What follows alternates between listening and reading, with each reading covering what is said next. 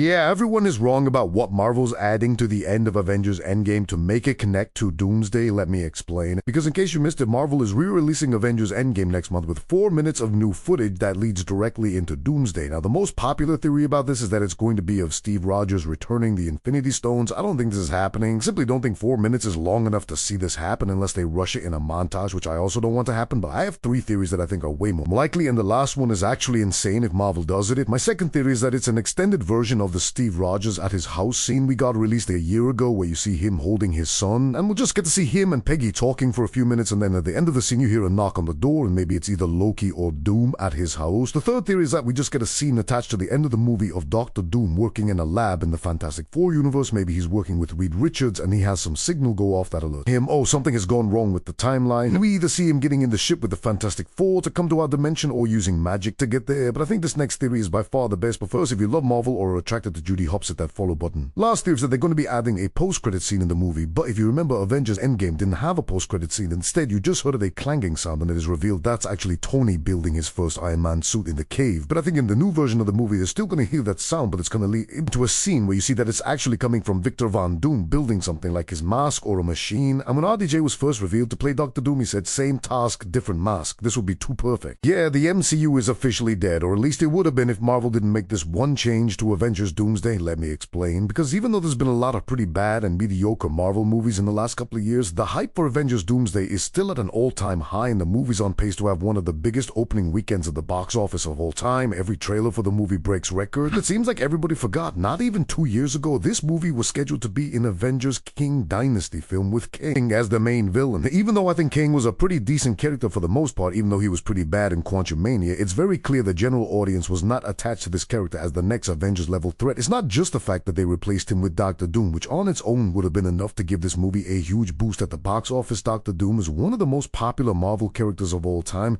and we've never seen him outside of garbage Fantastic Four solo movies, but them also making Robert Downey Jr. return to play this character has made it a must-see movie. Whether you like the decision or hate it, you have to see this movie and figure out, okay, why on earth is this character being played by Robert Downey Jr.? How is he connected to Iron Man? They've made it a must-see event. So they finally revealed what actually happened to Ultron at the end of Avengers Age of Ultron, and how he's alive again in the MCU, and it's not what anybody expected. Let me explain. Because I think most people assumed that Vision just ended up killing Ultron, but now we're learning that's not actually what happened. Because in case you missed it, Ultron is returning in the new Vision Quest TV show, or we're gonna see him and a bunch of other AIs like Friday in their human forms, and we know that the actor James Spader will be returning to both voice Ultron in his robot form and play him in his new human form, and he revealed how Ultron's still alive in the MCU. He said that when Ultron got shot by Vision's Mind Stone blast, it actually just trapped Ultron in Vision's mind instead of killing him, and in the time that Ultron's been just spending trapped, imprisoned in his mind. And James Spader said that Ultron has still had access to the internet, television, all of history, and he's really just been endlessly consuming the stuff for the most part. But apparently Ultron's taken up a new hobby and been doing some painting as well. In James Spader's own words, he says that Ultron has been painting and making trouble,